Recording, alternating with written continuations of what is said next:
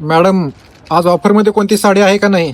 अरे हो, मग असणार की. आजचा विषय लय हार्ड आहे, कारण एसके टेक्सटाईल नेहमीच काही ना काहीतरी ऑफर्स घेऊन येत असते. आणि त्यामध्ये आज महत्वाचं म्हणजे एक सुंदर अशी साडी 1100 रुपये मध्ये असणारी, आणि त्यावर 10% जर डिस्काउंट असेल तर अजून काय पाहिजे. मी वेअर केलेली सेम टू सेम साडी तुम्हाला खोलून दाखवते.